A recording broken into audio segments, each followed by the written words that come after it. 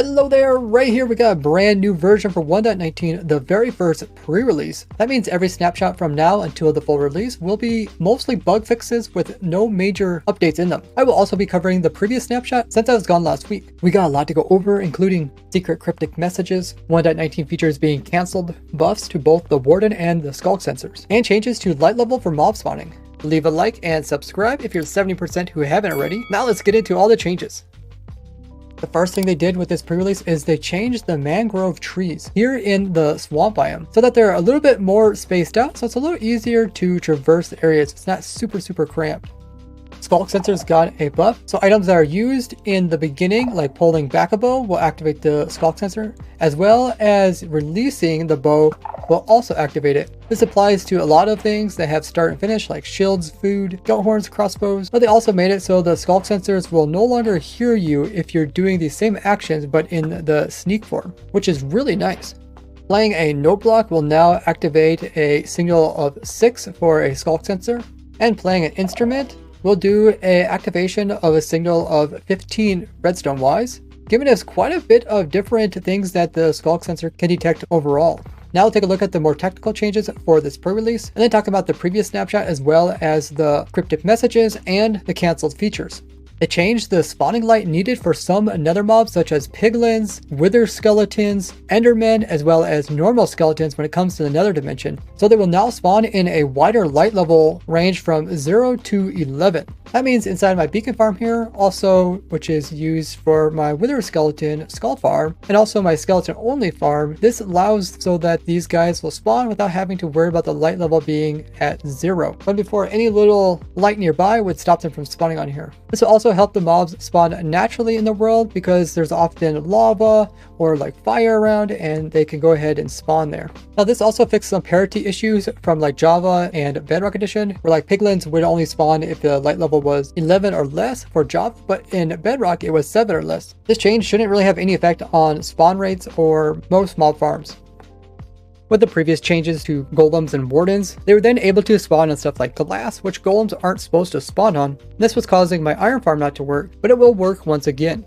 They edited so mobs that are summoned by a spawner will now activate the Skulk sensor. They added in more precision for the Skulk sensor. Notice that before, when you would activate the Skulk sensor, it would only go by powers of 2. So there it activated 2. If I come forward, see it only activates 4 now, and there is no 3. Now they added it so it can go up by 1 value, making Skulk sensor are better at determining exactly where the noise was coming from. Such here my device, which can detect exactly where the noise is coming from. They also fixed this problem where if something would land onto the Skulk sensor, it would constantly activate it, meaning that whatever you do, and even if you do send out vibrations, it's not going to change the redstone signal. So now the Skulk sensor will pay attention to the most recent noise instead of the one that's on top of it. Swapping items in hand will no longer activate sensors. They now added it so placing on armor will activate a Skulk sensor, even if you're doing it within your inventory. This means my impossible trap prison will work once again. Placing armor on will once again play sound.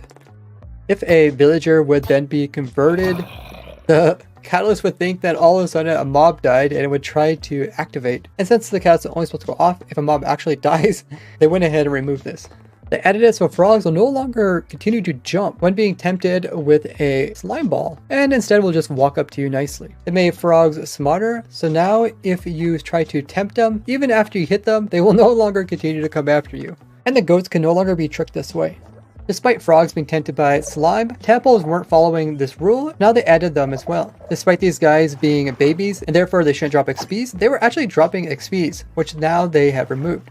For some reason, Allays thought they were storing their items in their head. Notice this item kind of zips up to its head, so they fix it so Allays will go ahead and store them in the center of their body.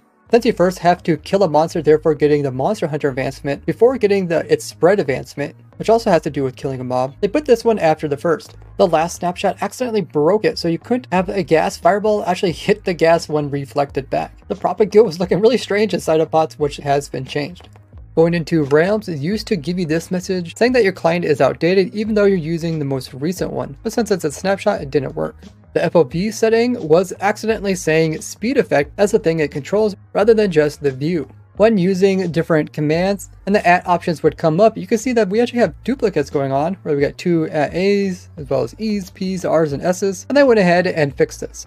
In some cases, large amounts of command blocks were actually crashing servers. If you're one of those people that like to have your enter key as your way to open up your chat, problem is as soon as you hit the enter key and hold it, it just constantly opens it and closes it, which you'll no longer have problems with. The warden will no longer crash your game in some cases where it would get angry. They also fixed a few different issues to do with commands as well as formatting. In the 19A snapshot, they came out with quite a few technical changes. Starting out with the chat previews, so when enabled, it's possible to see what you're typing out and how the colors of it's going to look as well as emojis before actually sending it so everybody can see. These messages are also securely signed, and you'll get a warning if servers have this enabled when you join a server. They also did some changes with command. Notice that the locate command now has locate biome, POI, as well as structure. So you're most familiarized with the structure one, which locates different structures such as villages and etc. But it can also go after stuff like where cats spawn, dolphins are located, and even where maps are at. The biome command will show you where all the different types of biomes in the world, and also find places like where surface slimes can spawn, where water is colored, or like where only gold and snow rabbits can spawn. Now the new POI has a bunch of other different things. POI stands for point of interest, so it includes all the different types of villager job sites. It also includes stuff like bee nest and like lightning run. The place command also has a new sub command that is template, where if you make your own templates, then you can come in and actually paste them into the game. So you can actually summon in a structure, just like a structure block, without actually having to place down a structure block itself. As I do use structure blocks a lot, this is actually quite useful. There are some different parameters like the template, being the structure name, the rotation of it, want it to be mirrored or not, as well as the integrity. Now let's take a look at the other changes, including the warden's buffs. In my simple warden farm here, I had it so the warden would just spawn on top of this sign and fall down and be killed. But now they fixed this so that the wardens will no longer spawn on blocks with no collision. So I will once again have to update my farm, and this is why I don't do tutorials on some designs, because I know they'll probably get changed throughout the snapshots. But I will be doing them once the full release is out. Now with a game rule, you can turn off so the warden doesn't spawn into your world. So they went ahead and also made sure that the warden noises don't play as well. The warden attacking the dragon are supposed to be able to do damage to the dragon, but it seems that they don't do anything and they just push them about. They also added so wardens can now spawn when there is a layer of snow over blocks, so like in cold biomes.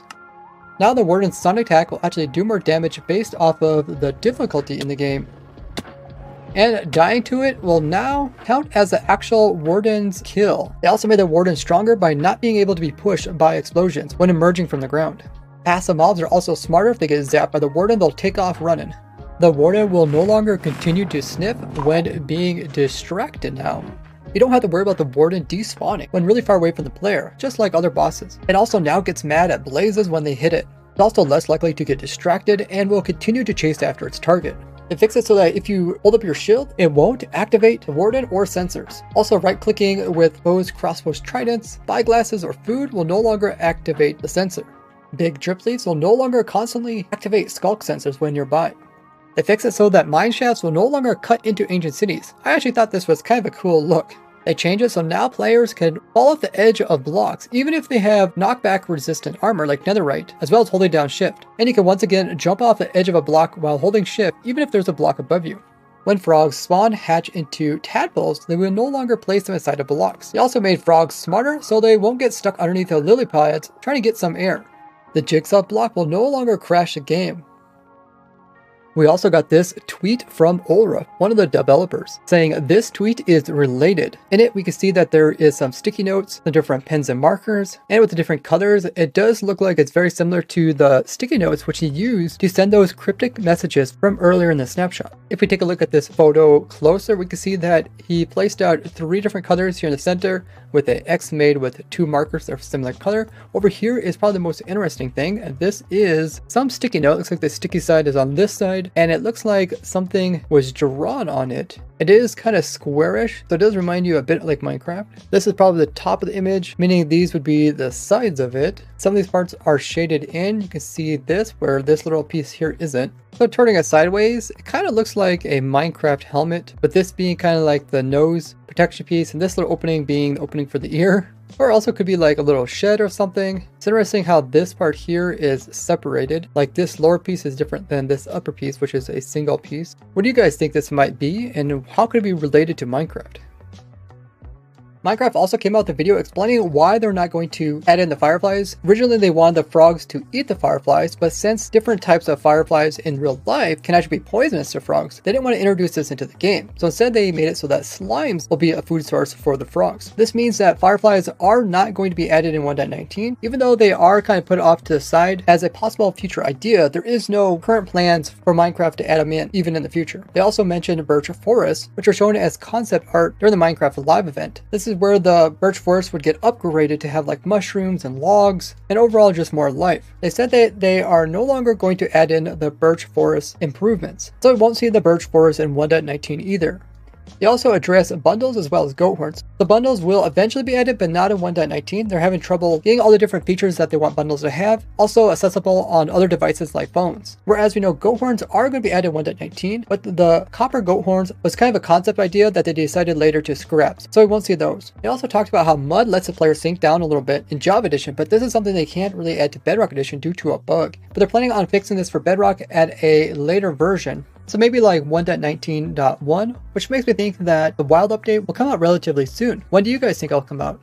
Now, with a lot of the features that come out with 1.19 being kind of things that they already talked about 1.17 and 1.18, a lot of people are calling 1.19 the Caves update number 3. Especially now that a lot of the features such as like the fireflies, the birch forest, and even the bundles are getting canceled or pushed off into later versions, it ends up with a lot of focus being on the Warden as well as the Deep Dark Ancient Cities, which are all things that were talked about in 1.17, the initial Caves and Cliffs update. What do you guys think about these changes and how they show different things in Minecraft Live that don't always make it into the actual game? Do you think they should just not show stuff and that way people aren't disappointed if they can't actually get them into the game, or if they don't really go well with the update? Or do you think they should give us a lot of different options of things that could potentially be in the game, but explain to the players that only some of them will actually make it into the game? Now come head over to my live stream where we will be testing out the newest features for 1.19. Drop a follow over there while you're at it, and don't forget you can join me in game as I design all my crazy contraptions. Or check out these two playlists, this one about playing in a normal Minecraft world with 99% of all blocks removed, or this one all about other 1.19 changes. Thank you guys so much for watching. I'll see you guys in the next one. Bye bye!